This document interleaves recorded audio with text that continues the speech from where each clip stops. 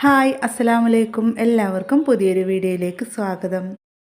ഇന്ന് നമ്മൾ വന്നിരിക്കുന്നത് ഒരു അടിപൊളി വട്ടയപ്പത്തിൻ്റെ റെസിപ്പി ആയിട്ടാണ്. വളരെ ടേസ്റ്റി ആയിട്ടുള്ളൊരു വട്ടയപ്പമാണ്. വളരെ സിമ്പിളായിട്ട് ചെയ്തെടുക്കാൻ പറ്റുന്നതാണ്. അപ്പോൾ വട്ടയപ്പം ഉണ്ടാക്കിയിട്ട് ശരിയാവാത്ത ആളുകളൊക്കെ ഈ ഒരു വീഡിയോ കണ്ടു നോക്കുക. നമുക്ക് സാധാരണക്കാർക്ക് ഉണ്ടാക്കാൻ പറ്റിയ അടിപൊളി റെസിപ്പിയാണ്.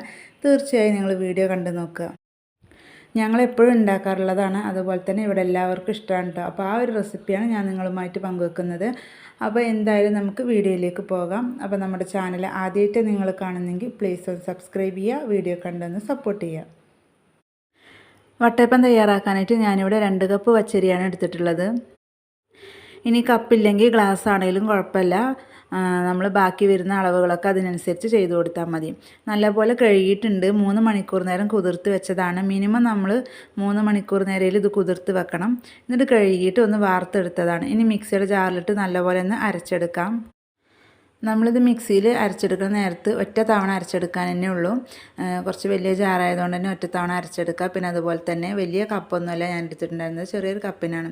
അപ്പോൾ ഈ ഒരു കപ്പിന് തന്നെയാണ്. അപ്പോൾ ആ ഒരു കപ്പ് മുക്കാൽ അളവിൽ നമ്മൾ വെള്ളം ഒഴിച്ചു കൊടുത്തിട്ടുണ്ട്. എന്നിട്ട് നല്ലപോലെ തരികളൊന്നും ഇല്ലാതെ നല്ല ഫൈൻ പേസ്റ്റായിട്ട് തന്നെ അരച്ചെടുക്കാം. അപ്പോൾ അതവിടെ നല്ല പേസ്റ്റായിട്ട് അരച്ചെടുത്തിട്ടുണ്ട്. നമുക്ക് അരച്ചെടുത്ത മാവ് ഒരു ബൗളിലേക്ക് ഒഴിച്ചു കൊടുക്കാം. വെള്ളം ഒട്ടും കൂടി പോകരുത്. നമ്മൾ ഏത് കപ്പിനാണ് എടുത്തിട്ടുള്ളത് ആ ഒരു കപ്പിന് മുക്കാൽ കപ്പ് മാത്രം വെള്ളം ഒഴിച്ചു കൊടുത്താൽ മതി. അത് കറക്റ്റ് അളവായിരിക്കും. ഇനി അരച്ചെടുത്ത മാവ് ഇവിടെ മാറ്റി വെക്കാം. ഇനി വേറൊരു ബൗൾ എടുക്കുക. അതിലേക്ക് ഒരു ടേബിൾ സ്പൂണ് അല്ലെങ്കിൽ 1.5 ടേബിൾ സ്പൂണോളം മാവ് നമുക്കിതിലേക്ക് ഒഴിച്ചു കൊടുക്കാം കേട്ടോ. നമുക്ക് കപ്പി കാച്ചിയെടുക്കാൻ വേണ്ടിയിട്ടാണ്. അതിലേക്ക് ഒരു മുക്കാൽ കപ്പോളം തന്നെ വെള്ളം ഒഴിച്ചു കൊടുക്കുക. എന്നിട്ട് നല്ലപോലെ ഒന്ന് മിക്സ് ആക്കിയതിൻ്റെ ശേഷം നമുക്കിതൊന്ന് കപ്പി കാച്ചിയിട്ട് എടുക്കണം, ഒന്ന് വേവിച്ചെടുക്കണം. ഞാനിവിടെ 1.5 ടേബിൾ സ്പൂണാണ് എടുത്തിട്ടുള്ളത്. കൂടിപ്പോയ 2 ടേബിൾ സ്പൂണ് അതിലപ്പുറം ആവരുത്, അപ്പോൾ ഒരുപാടാവും. ഇനി നമുക്കിത് മീഡിയം ഫ്ലെയിമിലിട്ടിട്ടൊന്ന് കുറുക്കിയെടുക്കണം. മീഡിയം ടു ലോ ഫ്ലെയിമിലിട്ടിട്ട് നല്ലപോലെ ഒന്ന് കുറുക്കിയെടുക്കുക. അത് പെട്ടെന്ന് തന്നെ കട്ട പിടിക്കും. അപ്പോൾ നമ്മളിങ്ങനെ ഇളക്കിക്കൊണ്ട് തന്നെ ഇരിക്കണം. നോൺ സ്റ്റിക്കിൻ്റെ പാനാണെങ്കിൽ പിന്നെ പെട്ടെന്ന് കട്ട പിടിക്കില്ല. അപ്പോൾ അതാ ജസ്റ്റ് ഒരു മിനിറ്റ് ആയപ്പോഴത്തേന് ഇതുപോലെ ആയിട്ടുണ്ട്. അപ്പോൾ ഇത്ര മതി. ഇനി കുറച്ചും കൂടി ഒന്ന് ചൂടാറി കഴിഞ്ഞ് തിക്കായി കിട്ടും. അപ്പോൾ നമുക്ക് ഫ്ലെയിം ഓഫ് ചെയ്തിട്ട് ഇത് തണുക്കാനായിട്ട് വെക്കാം. അപ്പോൾ നമ്മൾ കപ്പി കാച്ചിയതൊക്കെ ഇവിടെ തണുത്ത് വന്നിട്ടുണ്ട്. ഇനി അതൊരു മിക്സിയുടെ ജാറിലേക്ക് ഇട്ട് കൊടുക്കുക. നല്ല തണുത്തതിന് ശേഷം മാത്രം ഇട്ട് കൊടുക്കട്ടെ. പിന്നെ ഞാൻ ഇതിലേക്ക് ചേർത്ത് കൊടുക്കുന്നത് തേങ്ങയാണ്. തേങ്ങ ഞാൻ ഒരു ചെറിയൊരു തേങ്ങ മുഴുവനായിട്ട് എടുത്തിട്ടുണ്ട്. തേങ്ങ കൂടുമ്പോഴാണ് ഇതിന് നല്ലൊരു ടേസ്റ്റ് കിട്ടുന്നത്.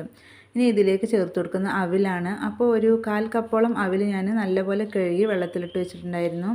ഇത് മട്ടവിലാണ് ഞാൻ എടുത്തിട്ടുള്ളത്. വെള്ളവിലാണെങ്കിൽ നല്ല കളർ കിട്ടും നമ്മുടെ ഈ ഒരു വട്ടയപ്പത്തിന്. അപ്പോൾ നമുക്കിവിടെ കിട്ടിയിട്ടുള്ളത് മട്ടവിലാണ്. അപ്പോൾ അത് നല്ലപോലെ കഴുകിയപ്പോൾ തന്നെ അത്യാവശ്യം കളർ വന്നിട്ടുണ്ട്.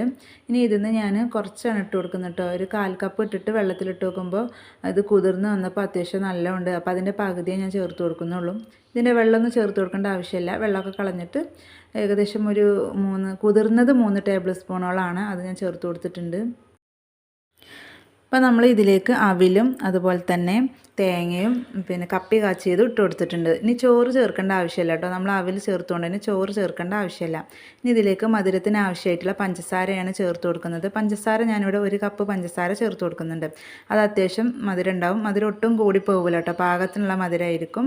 ഇനി നിങ്ങൾക്ക് മധുരം കൂടുതൽ വേണമെന്നുണ്ടെങ്കിൽ 1.5 കപ്പ് വരെ ചേർത്ത് കൊടുക്കുക. അപ്പോൾ അത്യാവശ്യം നല്ല മധുരമായിരിക്കും. ഒരു ടൈമിൽ ഏലക്ക ഫ്ലേവർ വേണമെങ്കിൽ അത് ചേർത്ത് കൊടുക്കുക. ഞാനത് ഇട്ട് കൊടുക്കുന്നില്ല. പിന്നെ ഇതിലേക്ക് 1 ടീസ്പൂൺ ഈസ്റ്റാണ് ചേർത്ത് കൊടുക്കുന്നത്. ഈസ്റ്റ് ചേർത്ത് കൊടുക്കുമ്പോൾ പ്രത്യേകം ശ്രദ്ധിക്കുക. പഴയ ഈസ്റ്റൊന്നും ചേർത്ത് കൊടുക്കണ്ട.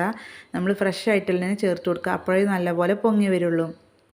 പിന്നെ നിങ്ങൾ എടുക്കുന്നത് ഇൻസ്റ്റൻ്റ് അല്ലെങ്കിൽ അത് ചുടുവെള്ളത്തിലിട്ടിട്ട് കുറച്ച് പഞ്ചസാരയൊക്കെ ചേർത്തിട്ട് ഒന്ന് പതഞ്ഞ് വന്നിട്ട് മാത്രം ചേർത്ത് കൊടുക്കുക. ഞാനിപ്പോൾ ഇവിടെ എടുത്തുള്ളത് ഇൻസ്റ്റൻ്റ് ആയിട്ടുള്ളതാണ്, അതുകൊണ്ടാണ് നേരിട്ട് ചേർത്തത്.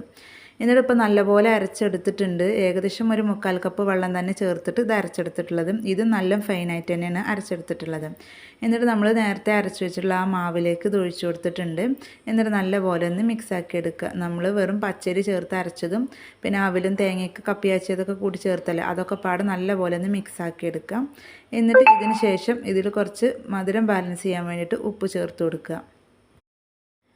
ഇതിൽ നമ്മൾ 1 കപ്പ് പഞ്ചസാര ചേർത്ത് കൊടുത്തുകൊണ്ട് തന്നെ നമുക്ക് കറിയുടെ കൂടെയൊക്കെ കഴിക്കാൻ പറ്റും. ഓവറായിട്ട് മധുരം ഉണ്ടാവില്ല. ഇനി നിങ്ങൾക്ക് കൂടുതലായിട്ട് മധുരം വേണം വെറുതെ കഴിക്കാനാണെങ്കിൽ ഒരു 1.5 കപ്പോളം പഞ്ചസാര ചേർത്ത് കൊടുക്കാം. ഇനി ഇതിലേക്ക് 1/4 ടീസ്പൂൺ ഉപ്പാണ് ചേർത്ത് കൊടുത്തിട്ടുള്ളത്. എന്നിട്ട് നല്ലപോലെ തന്നെ ഇളക്കി കൊടുക്കുക. ഇതിൽ നമ്മൾ ആകെ വെള്ളം ചേർത്തിട്ടുള്ളത് ഏകദേശം ഒരു 1.5 കപ്പിൻ്റെ അടുത്താണ്. അരി അരച്ചെടുത്തപ്പോൾ ഒരു 3/4 കപ്പ് ചേർത്തു. പിന്നെ അതുപോലെ തന്നെ അവിലും തേങ്ങയും കപ്പി കാച്ചിയതൊക്കെ അരച്ചെടുത്തപ്പോഴും ഒരു 3/4 കപ്പ് ചേർത്തു. അപ്പോൾ അത്രയാണ് വെള്ളം ചേർത്തിട്ടുള്ളത്. അത് ഇതിൻ്റെ കറക്റ്റ് പരുവാണ്. വെള്ളം കൂടി പോവരുത്. അപ്പോൾ ഇത് കാണുമ്പോൾ നിങ്ങൾക്കറിയാം ഇതിൻ്റെ ഒരു കൺസിസ്റ്റൻസി കണ്ടോ. ഈ രീതിയിലാണ് നമുക്ക് മാവ് കിട്ടേണ്ടത്.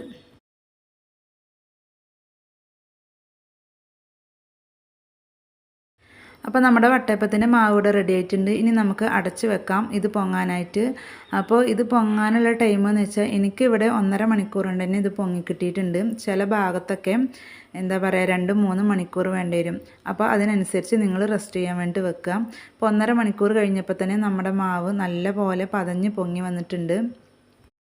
ഇനി ഇതൊന്ന് ഒരു തവി വെച്ചിട്ട് മെല്ലെ ഇളക്കി കൊടുക്കുക കേട്ടോ. ഇതിൻ്റെ ആ ഒരു ബബിൾസൊക്കെ കൂടുതലായിട്ട് പോവരുത്. അതൊന്നും പോവാത്ത രീതിയിൽ ജസ്റ്റ് ഒന്നിങ്ങനെ ഇളക്കി കൊടുക്കുക.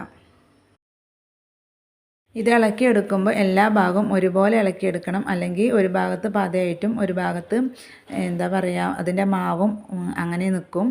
അപ്പോൾ അതിന് വേണ്ടിയിട്ടാണ് ഒരുപോലെ ഇളക്കിയെടുക്കേണ്ടത്. ഇനി ഞാൻ ഉണ്ടാക്കിയെടുക്കുന്നത് ഇതുപോലെ സ്റ്റീൽ പാത്രത്തിലാണ്. അപ്പോൾ ഇത് കുറച്ച് വലുതാണ് കേട്ടോ. അപ്പോൾ നിങ്ങളുടെ കയ്യിൽ ചെറുതാണെങ്കിൽ കുഴപ്പമൊന്നുമില്ല. നമുക്ക് അതിനനുസരിച്ച് ഒഴിച്ചു കൊടുത്താൽ മതി.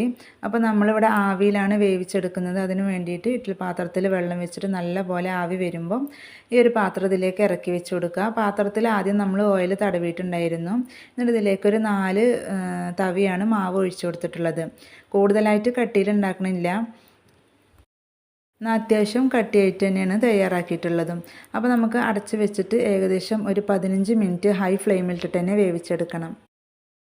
ഇപ്പോൾ ഏകദേശം 15 മിനിറ്റിൻ്റെ അടുത്തായിട്ടുണ്ട്. അപ്പോൾ തുറന്ന് നോക്കിയപ്പോൾ നമ്മളെ വട്ടയപ്പൊക്കെ ഇവിടെ സെറ്റായി വന്നിട്ടുണ്ട്. തൊട്ട് നോക്കുമ്പോൾ കണ്ടോ ഒട്ടിപ്പിടിക്കണമൊന്നുമില്ല. ഇനി ഇതിൻ്റെ ഉൾവശം ഒന്ന് കുക്കായി നോക്കണമെങ്കിൽ എന്തെങ്കിലും ഒരു സ്റ്റിക്ക് വെച്ചിട്ടൊന്ന് കുത്തി നോക്കിയാൽ മതി.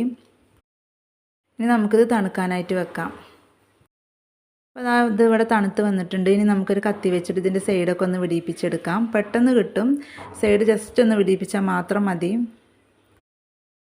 ഒരു സൈഡൊന്ന് വിട്ട് കിട്ടിയാൽ നമുക്ക് കൈ കൊണ്ട് ജസ്റ്റ് ഇതുപോലെ ഒന്ന് പൊക്കിയെടുത്തിട്ട് ഒന്നിങ്ങനെ ചുറ്റിച്ചെടുത്തിട്ടുണ്ടെങ്കിൽ ഇത് പെട്ടെന്ന് വിട്ട് കിട്ടും. ഈ ഒരു പാത്രത്തിൽ നിന്നൊക്കെ മാറ്റാൻ വളരെ സിമ്പിളാണ് കേട്ടോ. നമ്മളെ വട്ടയപ്പം ഇവിടെ ഫുള്ളായിട്ട് നമ്മൾ എടുത്തിട്ടുണ്ട്. കണ്ട് നല്ല പെർഫെക്റ്റ് ആയിട്ട് തന്നെ കിട്ടിയിട്ടുണ്ട്.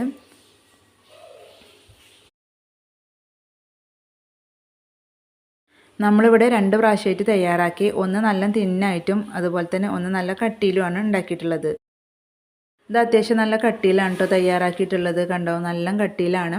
കാണുമ്പോൾ തന്നെ അറിയാം നല്ല സോഫ്റ്റാണ് കേട്ടോ. പക്ഷെ കഴിക്കാൻ ടേസ്റ്റ് നമ്മൾ തിന്നായിട്ട് തയ്യാറാക്കിയ ആ ഒരു വട്ടയപ്പാണ്. ഇത് ടേസ്റ്റ് ഉണ്ട്, എന്നാലും കഴിക്കുമ്പോൾ ഒന്നും കൂടി ടേസ്റ്റ് കിട്ടുന്നത് അതാണ്. സിമ്പിളാണ് ചെയ്തെടുക്കാൻ. അപ്പോൾ തയ്യാറാക്കിയിട്ട് ശരിയാകാത്ത ആൾക്കാരൊക്കെ ഉണ്ടെങ്കിൽ ഇതുപോലെ ചെയ്തെടുക്കുക. നല്ല സോഫ്റ്റായിട്ട് വട്ടയപ്പം നമുക്ക് തയ്യാറാക്കാൻ പറ്റും. അപ്പോൾ 2 രീതിയിലുള്ള വട്ടയപ്പാണ് കേട്ടോ. ഒന്ന് കുറച്ച് കട്ടിയായിട്ട് ഒഴിച്ചതുമാണ്, ഒന്ന് കുറച്ച് തിന്നായിട്ടുള്ളതുമാണ്. അപ്പോൾ അത്രയേ ഉള്ളൂ നമ്മുടെ ഈ ഒരു വട്ടയപ്പത്തിൻ്റെ റെസിപ്പി. ഇഷ്ടപ്പെട്ടാൽ ഒന്ന് ലൈക്ക് ചെയ്യുക, ഷെയർ ചെയ്യുക, കമൻറ്റ് ചെയ്യുക.